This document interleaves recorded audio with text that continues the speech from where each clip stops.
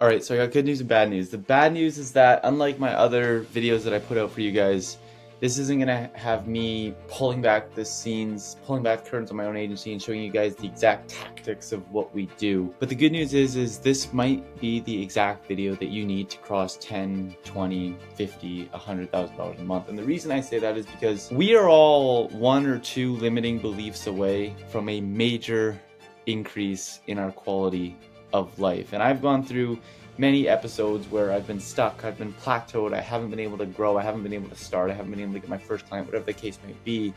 And the second I have a conversation or I hear a piece of advice, it's able to break that limiting belief for me, and then I go on to double, triple, even quadruple sometimes the size of my business. And so what I have done for you guys here is I have sat down, all week long I've been sitting down with some of the most successful SMMA owners in my network in RSC, and I asked them, if you could tell yourself 6 months ago one piece of advice, if you could break one limiting belief that held you back when you were stuck, what would that be? And in this video, we're just going to play all their advice for you, and you will see that a lot of them are just like you. So then if you were to give yourself one piece of advice to the Matthew when you were just starting out, like what would that be? Two things. The first thing, they go hand in hand. The first thing would be intent. So, and what I mean by intention is do everything with intention and do the right thing.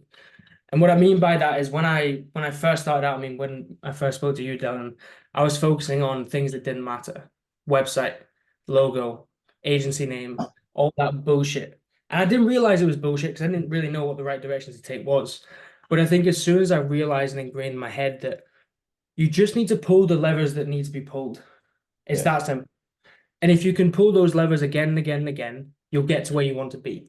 So what I would tell myself is cut all the bullshit. And at the start, especially when you haven't got any clients, or maybe you got your first client, second client, getting paid a little bit of money, the only thing you really need to focus on is acquisition and LTV. And forget everything else. Stop spreading yourself too thin with all the different outreach methods. Focus on the one thing that you need to do to progress you forward. The second part of the answer, we've got intention over here. Second one would definitely be speed. So I used to think sending 100 messages a day on Instagram was a lot, and I was beating everyone else in the game. It's fuck all. And if you can mix intention with speed at which you go at, the productivity will go through the roof. Yeah. So you do the right thing with intention and you do it quick. And you're going to be able to do things 10 times quicker than you actually think you can do. So for me, if I could go back and tell myself, I would have saved myself so much time with focusing on the wrong thing instead of just focusing on the right thing and doing it very, very quickly, which will progress me 10 times quicker. And that's been the biggest impact that has hit me the past few months, and it's progressed me so quickly in such a short space of time. I wish I started this sooner. I started when I was 27.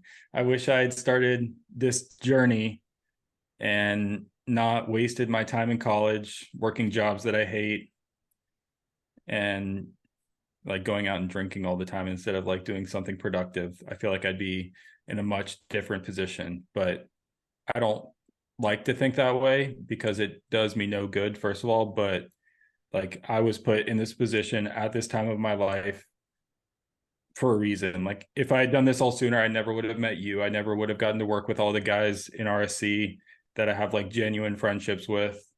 So my advice would just be to like stick it out. Something better is going to come. I wouldn't be able to say exactly what I believed in back then because Yeah. I'm not even the same person. At least it seems like so. Yeah. I'd say that I was very arrogant, and I'm sure a lot of people noticed that.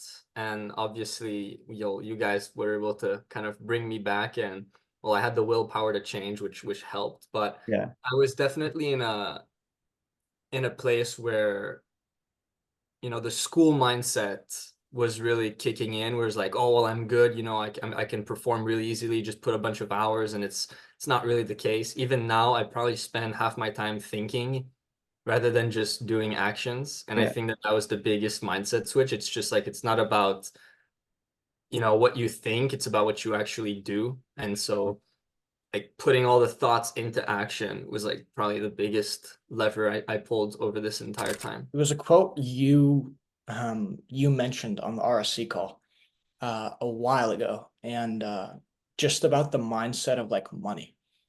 You said the more you think $100 is a lot of money, the harder $100 is hard to make. So I mean that kind of stuck with me because I like even when I joined RSC, like you were selling like stuff for like $300 a month. Like it was the like very beginning of RSC. And to me that at that point, it was like, wow, that's a lot of money. Like I gotta, like, I really think about this. Yeah. But like now, like, but that's just like a belief, right? So you have to look at it on like a larger time horizon so that when you do obviously become successful, it's like that's worth nothing. So if it's worth nothing to you at the start, you're like that belief will instantly be broken. You'll have this abundance mindset. You'll start to make money. You'll start to succeed. So I got a follow-up question with that because I 100% agree. Like, what would you say to somebody who like does think $100 is a lot of money because they only have 400 in their bank account? this has happened to me like so many times, and I've learned from it so much. Where like I've spent this amount of money, this like X amount of money, or I've lost X amount of money, and I think that my life is gonna be like over, right? Or like I've literally like zeroed out my bank account and I've been like, holy shit, right? But it's at those times where I work the absolute hardest to actually make that money back, make more money than I invested, et cetera, et cetera. So it's like drain your bank account, like drain your entire bank account and like acknowledge the feeling, because the feeling is like there's a huge fire under your ass to make that money back like right now, right? Like if you go in the negative or if you zero out, there's so much incentive, right? And there's that like hunger, there's that fire that you need to do something about your situation. And that just propels you forward. That's been the experience with me, and it's helped so much. Most people live in mediocrity. They have enough, they don't have as much money as they want, but they have enough money to not be super worried about money. And so then they get comfortable and very rarely take the action that they need to actually get more money. Exactly. That's One piece of advice. Honestly, just like fuck my ego. Like just let it out. Cause this especially because I remember once I started scaling and then I hit kind of a plateau for a little bit. And I got on a call with you and you were like, what do you think your biggest problem is? And you didn't want to tell me, but I could see you're kind of funneling me to an answer. And then eventually I was like, oh, it's my ego. Right. It was like I would spend too much time in the chats, like, oh, this is stupid, like this is dumb, like, no, don't do this. And it was like, why am I arguing? Right. Like if they're wrong and they want to argue with me, I just keep doing it. That's not my problem. Yeah. Right. And so it's kind of like controlling my ego and realizing like I can learn something from anybody, whether they're below me, above me, or equal to me. Right. And so it was kind of like, I forgot who said that quote, but it's like you should always have a mentee, an equal, and a mentor. Right. And all three have their own purpose. And so learning that rather than just thinking, oh, they're either superior to me or I'm better than them was like a huge mindset shift for me. And that helped a lot, especially now that I run a team with 12. I kind of need that. Right. So that was huge for me. Yeah. If I were to start again, I would find a person or a group and I would take a hit. What I mean by that is I would take a hit to my bank account where I'm going all in, because people crack courses, which happens all the time, but it's like, you're not really committed at that stage. I would just take some hit, be like, obviously a responsible one where it's like, you have to put your focus to it.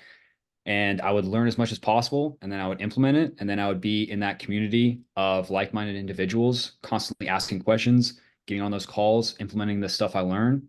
And then I would also, be looking at the wins other people are doing. And, I would be happy for them, but I'm also like, wow, that guy signed, 3 clients in a week. I want to do better than that, a little bit of competition. That's what helped me. I saw guys doing younger than me, making more money than me. And I was like, what the hell? Like I'm out here serving my country. Like, why can't that be me? But yeah. If we're gonna want to make something, right? If we want to take it seriously, we should, invest in ourselves and join something like this to, have this group. Because I advise everyone just to have someone you can speak to, something you can get advice from, get each other some feedback.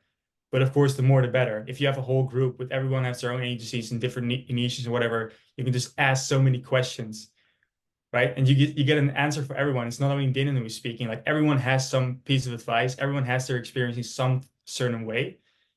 So that's where I get my value from. Honestly, just to invest in the right people to like make that jump, even though, because I was like, that was when you were charging like $300 a month for it, and even that scared me. And now, the inner circle is 5K and I'm still in there. So it's like knowing like that it's okay to invest in your education, and that doesn't mean buying a course. It means investing in mentorship, investing in access to other people. Like there are people in RSC that I have paid thousands of dollars for them to like teach me how to do things, and it's like now I have that skill on my tool belt that I'm using every single day in my agency.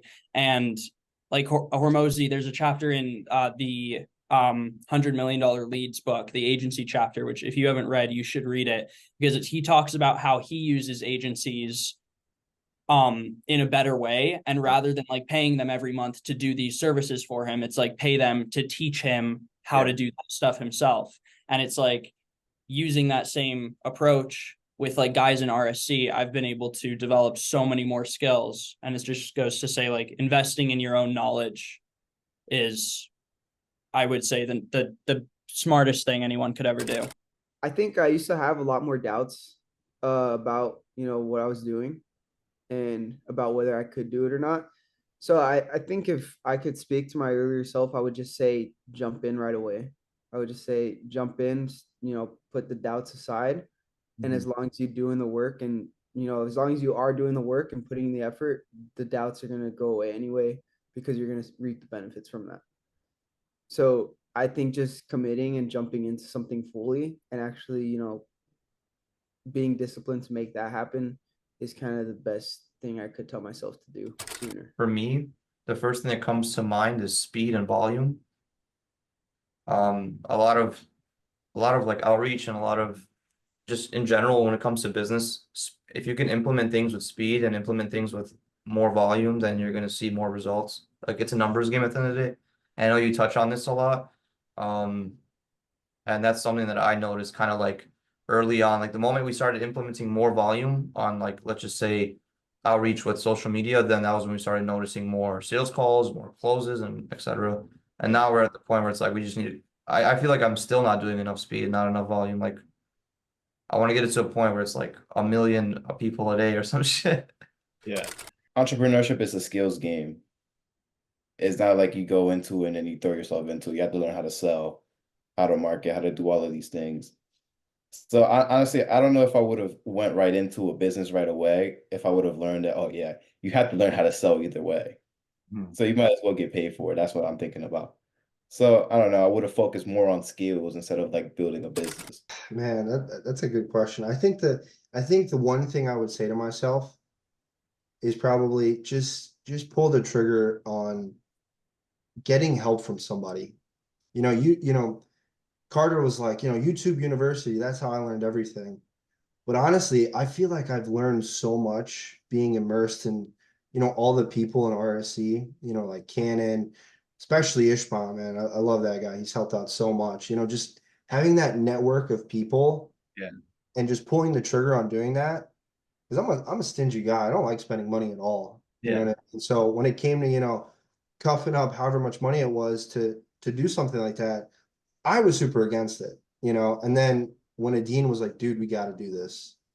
And we pulled the trigger. I just wish we did it sooner, honestly. I wish we did that from the get-go. Yeah.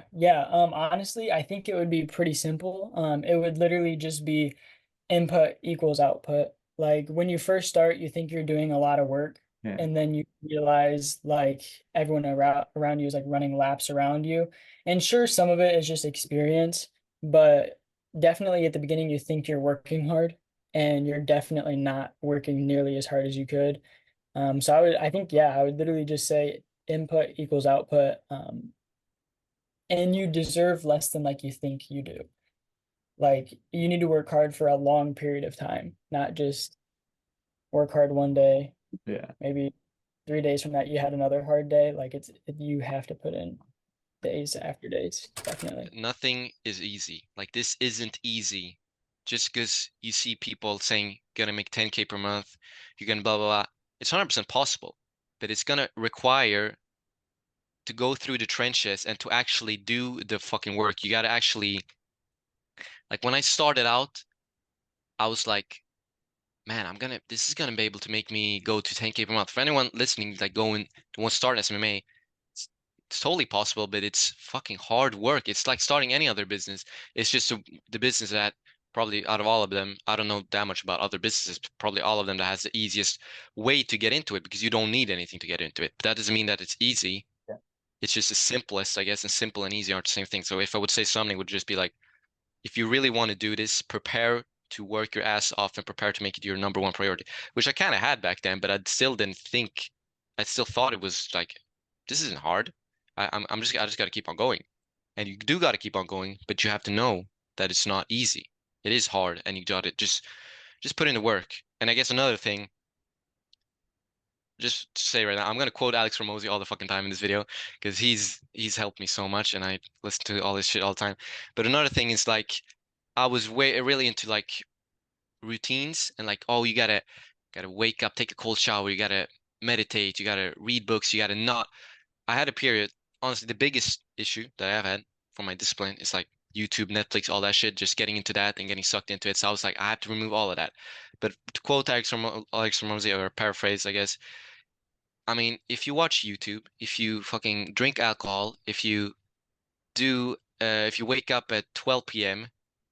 and you do 100 cold calls versus someone who did a morning routine for 3 hours, who meditated before they went to bed, read a book that sent 100 cold calls, they're gonna get the same result. And that's something that's really happened for me recently, where like you don't have to remove everything you enjoy in life. Like you don't have to stop completely watching Netflix every once in a while, watching YouTube.